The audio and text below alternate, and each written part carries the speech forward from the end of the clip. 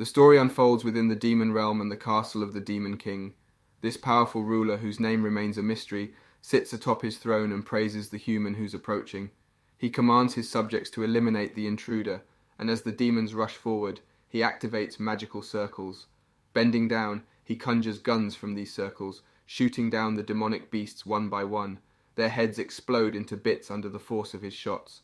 As the moon takes on a darker hue, he faces an unexpectedly large number of opponents. Undaunted, he swiftly moves towards them and begins a skillful bullet dance, halting the demons in their tracks. Amidst the chaos, a demon general lunges at him, only to meet a surprising fate, a bullet straight to its face. The Demon King watches in awe as his foe rises from his seat and wreaks havoc upon his realm. The human summons a scythe, surrounded by an ominous aura that blankets the sky. With a demon stone on his forehead, he delivers a quick and potent blow, narrowly avoided by the Demon King. The resulting explosion destroys the area behind them. The human quickly closes the distance, catching the enemy off guard. He lands a direct hit, but the Demon King's barrier neutralizes the attack. Unperturbed, the human conjures sinister orbs of aura and hurls them at his adversary. Though the opponent narrowly evades most, one orb connects, throwing him off balance and causing his guns to fall. Seizing the opportunity, the demon advances, conjuring a massive mana circle and firing with a rifle. The barrier formed by the demon stone starts to crack, and the enraged beast launches a barrage of aura blasts. These powerful attacks entangle the human, who begins to panic. Faced with seemingly no escape, he turns the tables and attacks back, aiming to defeat the demon before it consumes him. Determined to end the fierce battle, he fires a single overwhelming shot that breaches the demonic barrier. In response, the infuriated creature screeches insults, but it's too late. The human snatches up his fallen gun and stands triumphant as he blasts off the demon's head. As the remains of the defeated creature disperse, a clear notification appears on the screen, the conclusion of World Version 2's Magic Marksman world. The story transitions to a gaming scene where the player opts for a mage character in the third version of the game. However, to make things more interesting, he decides to utilize the karma system and embrace penalties to gain benefits. He selects traits such as insomnia, mana addiction, chronic headaches, and life-draining talent, traits that sound all too familiar.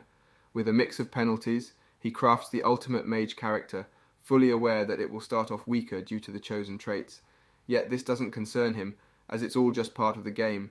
His memories of the loading screen blur together, marked by a burst of black light that envelops him, leading to his unconsciousness.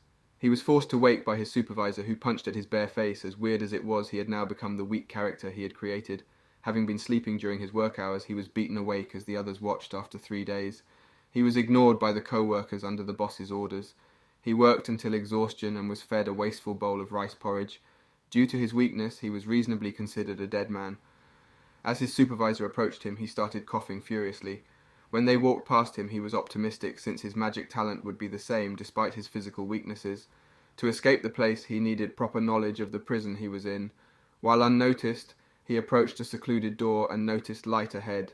His supervisor and a co-worker conversed about how frustrating the endless work for a black mage was.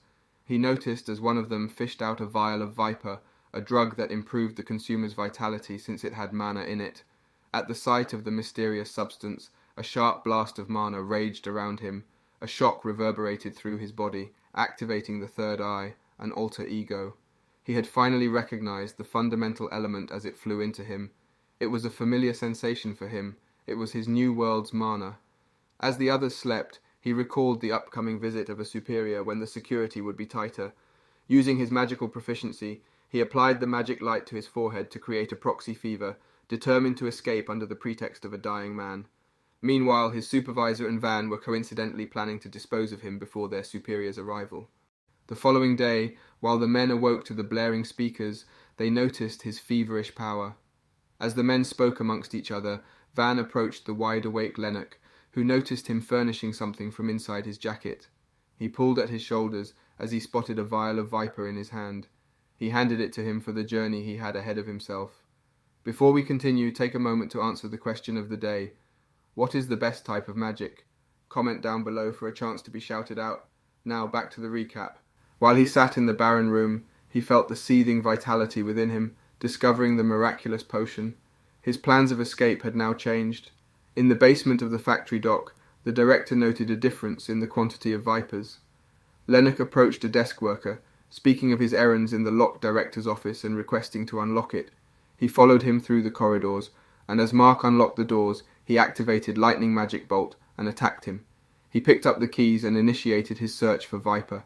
He scavenged a gun, a few clothes, and soon enough, the Viper. While he planned to slowly consume the potions, a knock resounded on the door. Stepping into the room, the supervisor immediately caught a whiff of the distinctive scent of Viper. The smell seemed to hang in the air, a mixture of danger and intrigue. As he entered further, his eyes were drawn to Mark on the floor. However, it seemed that Lennox's power was not as potent as it appeared. He lacked the necessary mana, the magical energy, to carry out his intentions. This weakness in Lennox was a revelation to Aide, who had witnessed the unfolding scene with a growing sense of intrigue. Amidst the dialogue, a voice from outside filtered in, its words almost indistinguishable. The outside world seemed to blur, its existence distant and unimportant in the current moment. Aide's attention remained fixed on the unfolding drama before him. Aide's heart softened as Lennox's request for forgiveness hung in the air. There was a depth to Lennox's actions that Aide had not fully comprehended, and in response Aide offered an unexpected act of kindness. He gestured towards the door that led to the parking area, an invitation to escape. Lennox got into a car and began his daring escape when he met the person manning the barricade. Lennox's request for assistance hung in the air, a plea for salvation from an unforeseen threat. Beside the worker, a transmitter sat, its function disrupted. The malfunctioning device seemed to complicate matters further, as Aide deduced that sealing off the exit was the logical course of action. Lennox's explanation resonated, even as uncertainty clouded the scene. Lennox's words took on a more ominous tone as he voiced his concerns about being left behind. The threat he posed, if abandoned, was one that lingered in the minds of those present. As the tension mounted, the worker's voice rose above the turmoil, an attempt to reason and negotiate, but in an instant a shot rang out, erasing the man's words. The suddenness of the event was jarring, the outcome unexpected. Despite the chaos, one thing remained clear. Lennox's calculated demeanour, his rationality and composure, were tools that served him well in the face of adversity. And as the turmoil settled, a sense of clarity emerged. With a renewed focus, he turned his attention to the next obstacle, a gate that stood between him and the horizon. Determined and resolute, Lennox burst forward, breaking through the barrier that lay ahead. He arrived at the magic engineering city of Balkan and noticed the differences from the previous versions of the game. Everything around him had some mana in it, relaying how huge and vast the network of mana was. As he coughed in pain, he refrained from using the scarce Viper. He enters a hotel, having already disposed of the car, but with all the exhaustion he falls to the ground. He awakes in dire thirst and helps himself to some canned water. He pukes, feeling extremely queasy, probably due to the Viper side effects. He was forced by his weakness to rely on stimulants. As his stomach grumbles, he fetches some canned food from the refrigerator. The line on the table informs him of his debt of 120,000 sel. Note, sel is the currency. The prices were ridiculous for him, leaving him with 10,000 sel and urging him to earn more. He cleanses himself, certain his recognition would be doubtful. Legal jobs were a no-go, since he was a criminal human with no identity, and plans to seize money from criminals. He focuses his mind on his ears and on his surroundings. Soon enough he chances upon one. As he felt his weakness surging, he quickly consumed another Viper to ensure his monetary mission. A cat screeches as a guy is shoved into a dumpster by two others, demanding their share of his loot. On that very night he found himself at a mysterious bar that seemed to hide secrets behind its entrance. With a wave of his hand, he cast a spell that reshaped his face using magic. In this new world, trust was scarce, so he cautiously entered the bar and approached the bartender. He asked for a light drink and inquired about job opportunities suitable for mages. The bartender's glass rang out as he struck it, and from a door behind the bar emerged a lady named Jenny. She introduced herself while he went by the name Van.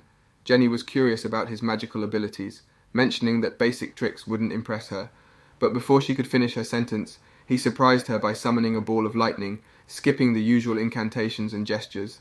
This display caught her attention, and she promptly presented him with a contract. His condition was to work without extensive human interactions, a demand that Jenny readily accepted. She offered a simple bounty hunter quest to track down a scavenger named Taylor Evans, who had tried to steal security equipment. The case was peculiar because Taylor was the sole survivor among the scavengers involved. Despite Achilles, the previous hunter's attempt, the task had been passed on, and the reward was set at 3 million cells. When he requested blood samples from the target, Jenny hesitated due to the expense of involving blood mages. Drawing from his expertise in the previous version of the game, he confidently cast a spell called Bloody Chase, using a magic circle and the sample. A serpent materialized and slithered away, tracing the path towards Taylor Evans. Following the trail, he encountered Taylor, standing draped in a red cloak, amidst the railroad tracks. Taylor panicked and tried to flee, but Lennox incapacitated him with a spell called Sound Wave. As Lennox moved closer, a sniper's bullet struck his protective shield, evidence that danger was nearby. What will happen next? Find out next time by staying tuned for our future recaps. Don't forget to like and subscribe for more great recaps.